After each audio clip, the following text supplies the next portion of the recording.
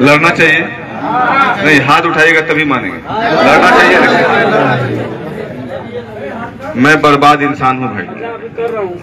अगर आप ये सोचेंगे कि मुझे लड़ना चाहिए तो आप अपने आप को ये समझिए कि मैं ही राशिद अनवर हूं, मैं ही मैदान में हूं, मुझे ही मेरा ही चुनाव है और मैं चुनाव लड़ रहा हूं। ये कबूल है आपको? अब मुझे ये बताइए, किसी पार्टी से लड़ना चाहिए या निर्दलीय लड़ना चाहिए?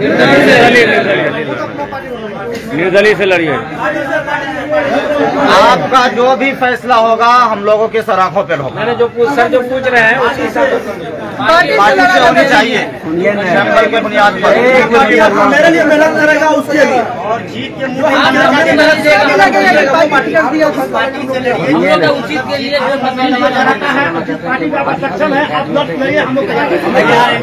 जो जिनको ये लगता है कि मैं निर्दलीय चुनाव लड़ूं वो लोग सिर्फ अपना हाथ उठाइए।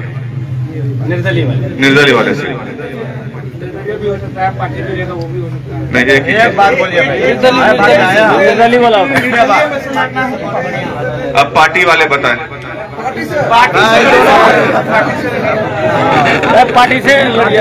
पार्टी से लड़ना। अब एक सेकंड, अब मैं अपनी बातों को यहाँ पे बोलना शुरू करूँ। मुझे ये बताइए, मैं शांत रहिए। मैं आप तमाम लोगों का शुक्रिया अदा करता हूँ। मैंने आपकी आंखों में भी आंसू देखा है, तब मैं अपने मेरे दिल को थोड़ा ये लगा कि नहीं, वाकई जितना दर्द मेरे अंदर है उतना दर्द आपके दिलों में भी है। इसलिए मेरी आवाज में थोड़ी बुलंदी आई है, मुझे हौसले में और ताकत मिला है, इसलिए मेरी आवाज का जो साउंड है वो थोड़ा तेज हुआ है। मैं कहता हूँ कि पूरे हिंदुस्तान में इंडिया वर्सेस इंडिया चल रहा था, बीजेपी वर्सेस महागठबंधन। उस वक्त पप्पू यादव भी राजनीतिक शिकार हो चुका था। कांग्रेस वालों ने कहा कि अपनी पार्टी को मर्ज कर दो, उनकी पार्टी मर्ज हो गई। कहा हम तुम्हें टिकट देंगे, लेकिन टिकट भी नहीं दिया और किसी पार्टी ने उसे लिया भी नहीं। उसके मुखालिफ में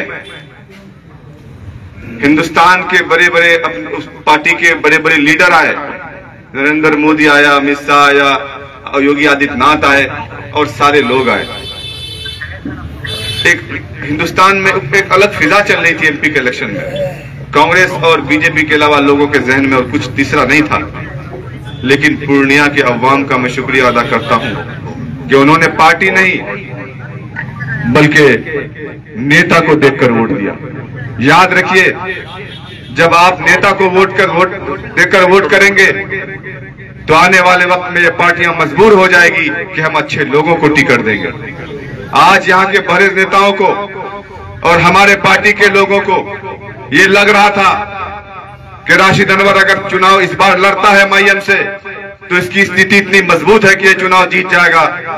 यहाँ के नेताओं को यह लग रहा था कि अगर राशिद अनवर एक बार एमएलए बन गया तो दोबारा उसे पूरी हयात तक उसको कुर्सी से नहीं उतार सकते हैं, तो हम लोगों का क्या होगा। और दूसरी तरफ हमारे पार्टी के बड़े लोगों को यह लग रहा था कि राशिद अनवर अगर एमएलए इस बार बन गया तो हम सबका वजूद खत्म हो जाएगा। इस डर से हम तमाम तर लोगों के साजिश के शिकार हो गए। आपको पता होगा कि जम्मू कश्मीर में मेराज मलिक नाम का एक इंसान है जो 28 साल का लड़का है, जो आम आदमी पार्टी का एमएलए है। जब वो अपने वालिद के पास गया, कहा मैं इलेक्शन लड़ना चाहता हूं, उनका वालिद ने कहा मैं तुम्हारा साथ नहीं दूंगा। उसके पॉकेट में सिर्फ 8,000 रुपए थे। आम आदमी पार्टी वहां के लिए बिल्कुल नहीं थी, जैसे यहाँ कोई नई पार्टी हो जिसको लोग नहीं जानता है। उन्होंने आम आदमी का सिंबल लेकर चुनाव लड़ा, अवाम ने उनका साथ दिया और पूरे जम्मू कश्मीर का पहला आम आदमी पार्टी का एमएलए बना। और आज वो इतनी मजबूती से लड़ाई लड़ा कि आज बेचारा वो भी साजिश का शिकार होकर एनएसए लगाकर उसको जेल के सलाखों के पीछे डाल दिया गया। और पूरा जम्मू कश्मीर के लोग सड़कों पर उतरकर मेराज मलिक के लिए आंदोलन कर रहे हैं। डुमरा विधानसभा आपके बगल में झारखंड में है, टाइगर महतो नाम का एक लड़का है, उन्होंने अपनी पार्टी का निर्माण किया। जबकि जिस तरीके से यहाँ आरजेडी और कांग्रेस चलती है उस तरीके से वहां पर झारखंड मुक्ति मोर्चा चलता है। अपनी पार्टी का निर्माण करके 2 विधानसभा सीट से चुनाव जीता, उस आदमी के जमीन पर आज भी घर नहीं है, एक झुग्गी झोपड़ी में रहने वाला शख्स है और वो एक जगह से चुनाव जीता। उनको अवाम ने चुनाव जिताया। अपने नेता को पहचानने की सलाहियत अवाम के अंदर थी। अगर आपके भी अंदर ये सलाहियत है कि राशिद अनवर अगर मैदान में उतरेगा, ये इतिहास रहा है, बहुत सारे लोग एमएलए एमपी निर्दलीय उम्मीदवार होकर जीते हैं और पूर्णिया बगल में जीते हैं, रुपौली में शंकर सिंह जीते हैं, ये अभी हाल की बात है। आप पार्टी देखकर अगर वोट करेंगे तो हमेशा गुमराह होते रहेंगे, अगर आप नेता देखकर वोट करेंगे तो यकीन मानिए आपके इलाके की भी तरक्की होगी और आपका एक सरकार सरदार बनकर रहेगा। इसीलिए मेरा यह फैसला है कि मैं चुनाव लड़ूंगा, क्योंकि आप तमाम लोग मेरे साथ खड़े हैं तो मुझे भी हौसला है, मुझे भी हिम्मत है। मैं चुनाव लड़कर उन तमाम दलालों को ये बताऊंगा कि देखो तुमने टिकट नहीं दिया मुझे, लेकिन मेरी अवाम, मेरे लोग जो मुझे पसंद करते थे, जिन्होंने कुर्बानियां दी, अरे राशिद अनवर किसी को एक पैसा आज तक नहीं दिया अपने वर्कर को।